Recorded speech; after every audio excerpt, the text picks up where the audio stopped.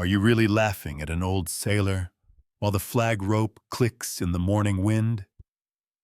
They scoffed again, pressed by their own pride. Yet he didn't answer, just stood steady as the deck light shifted across that faded coat. Still, something glinted beneath his collar, a worn pair of dog tags catching the hush between footsteps, like a heartbeat waiting to be heard. Quiet men leave echoes too, son. Anyway, let me take you back to the moment it all changed. They laughed at the old sailor standing on the deck, the moment he stepped into the morning light. The boards were cold beneath his boots, faintly damp with the memory of the night tide, and the harbor wind carried a thin smell of rope tar and salt. Sam Dawes paused beside a weather-beaten mooring post, one hand brushing the grain of the wood out of habit more than need. He'd stood beside posts like this most of his life, though no one here knew that, not yet. "Well, look at that," one of the young crewmen said, nudging his friend with an elbow. "Decks for active crew, not museum pieces." Another snorted the kind of laugh that tried to sound harmless, but wasn't. The gulls overhead scattered at the noise wings, flashing white in the low sun. Sam didn't answer. He rarely did. Instead, he dipped his head a small, courteous motion, as if excusing himself from a conversation he'd never been invited into. Then he stepped aside, giving the boys room to pass. His coat was old faded navy wool with frayed cuffs, and the shoulders didn't quite hold their shape anymore. But he wore it like it still meant something. When the wind tugged it open, a thin flicker of metal swung at his collar. Eli Ramirez saw it first. The boy had been trailing behind his mother, who was delivering paperwork to the harbor office, but something about the way the old man moved made him pause. Eli squinted. Sunlight hit the chain again, a brief sharp glint, before disappearing beneath the collar. Dog tags. Not the shiny kind the souvenir shop sold. These were dull-worn, the edges softened by years of being handled. The boy took a half-step closer before thinking better of it. He didn't want to bother the man, not when he looked like he carried whole storms behind his eyes. A staff member strode across the deck, clipboard under one arm, a tension in his voice that suggested he'd been repeating the same instruction all morning. "Sir, protocol says this area is restricted. We're prepping for inspection. You'll need to stay behind the rope line." There was no shove, no angry gesture, just the weight of procedure settling between them. Sam nodded with that same gentle courtesy, never bristling, never arguing. He moved exactly where the man pointed, and the staffer hurried off without a second glance. Eli watched all of it, his brows tightening. The old sailor didn't look confused. He didn't look lost. If anything, he looked like he knew the rhythm of the deck better than anyone here. The way he shifted his stance stable against the push of the wind wasn't guesswork. It was memory. Sam's gaze drifted across the water toward the far pier, where a bell clanged softly outside the bait shop, a sound so ordinary the locals barely noticed it anymore.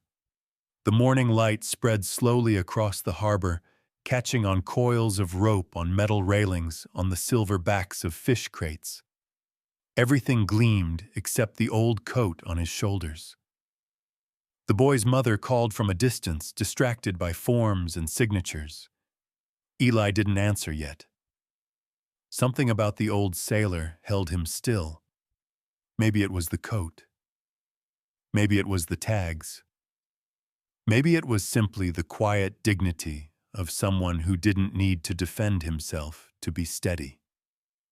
A gust swept across the deck. The ropes along the rail creaked, tapping in a soft, uneven rhythm. Sam glanced toward the sound, as though checking that everything was secure. His eyes moved with the precision of someone used to noticing small things slack in a line, a bolt out of place, a storm rolling in before anyone else could see it. The young crewmen had already forgotten him. They joked about the inspection, about the Admiral arriving tomorrow, about getting everything polished enough to pass. Their laughter faded as they crossed toward the bow. But Eli stayed where he was, studying the man who'd become invisible to everyone else. Sam adjusted his coat again. The light caught the tags one more time, quick, shy, easy to miss. Eli felt a little jolt in his chest, although he couldn't explain why. Maybe it was the idea that something important might be hiding right in front of them all. The harbor wind softened for a moment. A gull circled once overhead, coasting, instead of flapping its shadow, sliding across the deckboards like a slow-moving thought. Sam closed his eyes briefly, as if listening to an old, familiar song. Eli took another small step toward him, barely more than a shift of weight. And in that quiet second, while the ropes hummed and the tide lapped against the hull, something settled in the boy's mind, solid and certain, though he couldn't have put it into words if you asked. Eli felt this old sailor wasn't what they thought. The Gulfview Diner sat just a block from the harbor, close enough that the smell of salt still clung to the window glass. The morning crowd had thinned to a few regulars, and a pair of fishermen arguing softly over whose boat leaked more. Sam took his usual seat near the back, the one where the vinyl booth sagged a little, but the light came in warm. He wrapped both hands around his coffee mug, letting the heat work its way into fingers that had stiffened over the years. The bell above the door chimed as someone entered, and the waitress drifted by with a practiced smile. "Top you off, hon?" she asked. Sam nodded. "Thank you, ma'am." She refilled the mug, the scent of fresh brew opening in the air, and Sam left a couple of bills on the counter. She tapped the table once in appreciation before moving on. Outside, a gull skated low across the diner porch, wings tilting with the breeze. Inside, the hum of conversations blended with the quiet clink of silverware. Sam took a sip, eyes drifting to the window. He liked mornings like this, slow, steady, the kind that didn't demand anything from him. The bell rang again. Eli stepped in, brushing wind from his hair. He spotted Sam almost immediately and hesitated only a second before walking over. "Sir," the boy said softly. "Can I ask you something?" Sam looked up, his expression gentle. "Sure, son." "What was written on those tags you were wearing?" "I saw them yesterday." Sam's gaze shifted to the table. "Just old metal," he said, voice even. "Nothing worth fussing over, but I think I saw letters." He didn't answer right away. The boy waited. Sam finally sighed, a faint smile touching one corner of his mouth. "You've got sharp eyes, but some things are just pieces of the past. Let 'em rest." Eli didn't move. His eyes were locked on Sam's collar. When Sam shifted slightly to reach for his mug, the chain slipped into view again. Eli leaned in. "USS Archer," he whispered as he caught a fragment of the faded engraving. Sam's fingers brushed the tags back beneath his shirt with a small practiced motion. "Old story," he said lightly. The door of the diner rattled as a strong gust hit the building. A couple of napkins lifted off a nearby table. Eli turned toward the window. The sky had gone a shade darker, and the harbor flags were snapping hard in the wind. "That looks rough," the boy murmured. Sam was already watching the pier. A length of rope along one of the docked vessels jerked suddenly like something had pulled it. He rose calmly. "Storm surge?" Eli asked. "Just a gust," Sam said, heading for the door. "But a bad one can make a mess if folks aren't looking." They stepped outside. The wind cut colder, sharper. Down by the pier, two young crewmen scrambled toward a mooring line that had started to thrum dangerously under pressure. "Hey, grab the other side," one yelled to the other. Before they could reach it, the line snapped upward with a violent twist, and one of the metal guides shuddered in its frame. Sam moved without thinking. His boots hit the deck with surprising steadiness, and he caught the line with both hands, leaning his weight into it at just the right angle.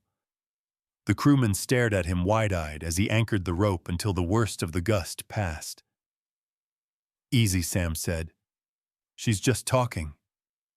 The young men hurried to secure the cleat properly. One of them managed, "Sir, protocol says step back." "We've got it." Sam released the line, nodding. "Sure you do." A small smile, more kindness than sarcasm, crossed his face. The wind eased a little, though the smell of salt thickened in the air. Eli stood nearby, eyes glued to the man, trying to piece together a truth none of the adults seemed in a hurry to see.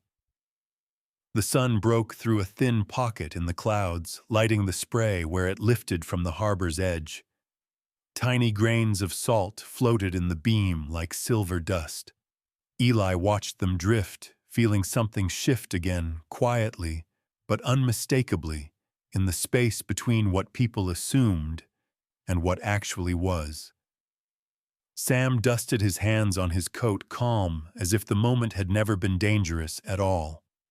Then he glanced at Eli. "Let's get back before your mom comes looking," he said. The boy nodded, but his eyes were still on Sam's collar and the faint outline of the chain hidden beneath it. The Gulf View Library held the kind of quiet that felt almost warm pages, turning soft footsteps, the low hum of the old HVAC drifting through the stacks. Eli slipped through the front door, brushing sand from his sleeves, and made a straight line for the reference desk, where Hal Cooper was sorting returns with slow, careful hands. Hal looked up over his glasses. "Morning, son. You look like you've got a question bigger than that backpack can hold." Eli nodded. "Mr. Cooper, you were in the Navy, right?" Hal leaned back a little. 14 years. "Why do you ask?" The boy hesitated, then reached into his hoodie pocket and pulled out the quick sketch he'd made, just a rough outline of the dog tags he'd seen under Sam's collar, with the few letters he'd managed to read. Hal's brows lifted. "Where'd you see this?" he asked gently. "On Mr. Dawes," Eli whispered. "I only saw part of it." Hal studied the sketch, turning it slightly under the desk lamp. "This engraving, only a few ships used that format." He tapped one finger lightly on the drawn letters. "And this prefix, that's old. Older than most folks around here remember." Eli leaned in. "So you know the ship, I know of it," Hal said. "But that's a conversation Sam ought to choose to tell, not me." A page flipped somewhere in the back, and the faint sound of a choir rehearing next door drifted through the wall like a distant wave. Hal set the sketch down. "Why are you asking Eli? I just don't get why everyone treats him like he's nothing." Hal gave a quiet, knowing smile. Sometimes the quiet ones carry the heaviest stories. Loud folks don't always see that. Meanwhile, down at the harbor, Rowan was directing the crew as they set up barricades and signage for the next day's Admiral inspection. Clipboards, cones, and a kind of practiced stress filled the dock. Rowan spotted Sam walking up the ramp. "Sir," he called out, trying his best to sound official, "we need the deck cleared for tomorrow's inspection." Sam nodded, stepping back without resistance. Yet something in Rowan's tone carried more than procedure, more assumption than awareness. The wind tugged lightly at the ropes. A thought settled on Sam's face, something quiet and familiar. "Understood," he said, giving the young man space. Behind him, one of the crew muttered, "Man's always underfoot. Doesn't even work here." Rowan didn't correct him. The rules seemed to fall over the moment, like a curtain. Protocol slammed into place, not with force, just certainty. Sam stepped away from the deck and paused near the railing. The harbor water shifted in long silver lines. He watched the crew move like a practiced machine, none of them looking his way. Back in the library, Hal placed the sketch back in Eli's hands. "Give him time," he said. Some stories surface when they're good and ready. Eli nodded, though the unanswered questions tugged at him harder than before. He glanced toward the harbor through the big front windows, where the masts stood like tall, waiting silhouettes. As he tucked the sketch away, a single thought cut through the quiet, like a sharp breeze. Tomorrow's inspection might reveal more than anyone expects. The Veterans Day crowd gathered along the harbor railings, jackets zipped against the cool wind rolling in from the Gulf. The inspection detail moved with crisp steps across the deck, clipboards tucked tight, boots thudding in steady rhythm. Flags rustled overhead, their ropes tapping an uneven cadence against the metal poles. Sam stood near the aft rail, hands folded behind his back, saying nothing. A young staffer approached with a practiced expression. "Sir, we need to clear this area for the Admiral's walkthrough." Another stepped in beside him. "If you could follow us, protocol requires." They weren't touching him, but the pressure of procedure tightened around the moment like a noose. Sam took a small step back, ready to give way. Then Eli burst through the line of spectators, voice cracking through the wind. "Sir, his dog tags. They say Archer." The words cut straight through the murmur of the deck. Crew members froze. Officers stopped mid-step. Even the flags seemed to pause in the wind. The Admiral, a tall man with silver-gray temples, turned sharply toward Sam. His boots struck the deck with slow, deliberate weight as he approached. "May I see them?" he asked, not as an order, but as a request made with quiet gravity. Sam hesitated only a breath before lifting the chain from beneath his collar. The Admiral reached out gently, taking the tags into his gloved hand. He held them up to the light. He read every line aloud, clear enough for the entire deck to hear. Samuel Dawes, USS Archer, Operation Lantern Ridge, commendation for lives saved. A ripple of silence followed, deep, complete, unbroken. The kind that settles over people when they suddenly see what they missed. Rowan lowered his head. Several crewmen straightened their posture without thinking. One of them swallowed hard, guilt flashing across his face. The Admiral offered the tags back with both hands, the gesture almost ceremonial. Then he extended his hand. "You carried more weight than any of us saw," he said. Sam accepted the handshake with a modest nod. No speeches, no pride, just a steady look that said he didn't need anything more. For a long breath, the wind softened. A single flag rope shifted its rhythm, tapping lightly, as if the harbor itself had let out a quiet exhale. Rowan caught up to Sam near the gangway that afternoon, the harbor quieter now that the inspection crowd had thinned. He looked younger than he had that morning, less sure of himself, more human. "Mr. Dawes," Sir Rowan said, clearing his throat, "I owe you an apology. For earlier. For all of it."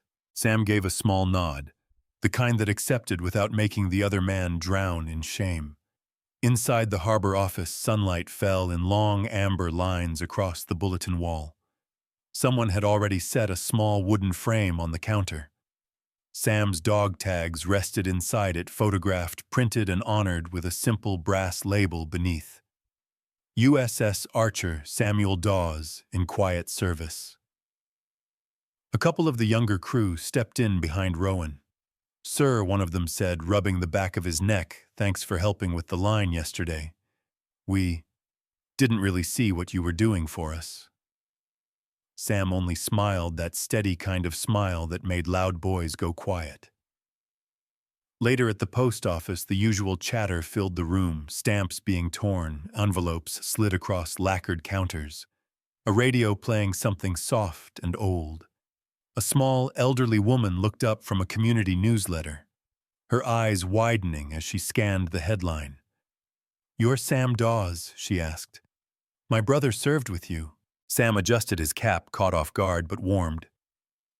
"Ma'am," he said gently, "I only yelled louder than the engines." She laughed, a bright sound, that made two people in line turn and smile. Outside, the sun dipped low, brushing the harbor with gold. Through the office window, the framed picture of the dog tags caught the light, glowing softly, as if the story inside them had finally come home. The library foyer carried a soft Sunday quiet, the kind that settled into the wooden beams and made footsteps sound respectful without anyone trying. A small crowd gathered around a covered display near the entrance, neighbors, crew members from the harbor. A few veterans who stood with straight backs, though no one had asked them to. Eli hovered beside Sam, eyes bright with the kind of pride kids didn't bother hiding. The librarian gave a nod, and the cloth was drawn back. A bronze plaque gleamed underneath the lights, clean and simple. At its center was a raised engraving of Sam's dog tags, every number and letter shaped with care. Beneath it read, "In honor of Samuel Dawes, quiet service, steady hands, lives saved." Eli looked up at him. "They laughed at you on deck." "But not now, right?" Sam let the moment breathe before answering, his voice low and steady. "After the Admiral read my dog tags, son." No one laughed at the old sailor again. A ripple moved through the crowd, some smiles, a couple of soft nods, a shared sense that something long overdue had settled into place. Later that evening, Sam sat on his porch swing overlooking the water. The boards creaked in a slow, familiar rhythm as the breeze carried the scent of salt and pine down the street. Lights from the harbor shimmered across the quiet gulf like small memories drifting home. He leaned back, hat tilted over his brow, listening to the soft hum of the town that had finally come to know him. If this story moved you, share it forward. The plaque in the library foyer kept catching the late-day light, and Sam paused there on his way out, letting the warm glow settle over the quiet engraving of his dog tags, as if the town itself were finally speaking his name with gentleness. Still, he walked home the same steady way he always had, passing the harbor, where the ropes clicked softly against the masts, and a couple of crewmen lifted a hand in a shy wave they wouldn't have offered a week ago. Then on his porch swing, he let the breeze move through the quiet evening and realized kindness, when it finally lands, feels a little like a lamp in a winter window, small but certain. Quietly, he thought of how one honest moment on deck had changed everything, a reminder that respect arrives in its own time. And as the sky dimmed, he whispered the memory that kept echoing back after the Admiral read his dog tags. The old sailor stood unmocked at last,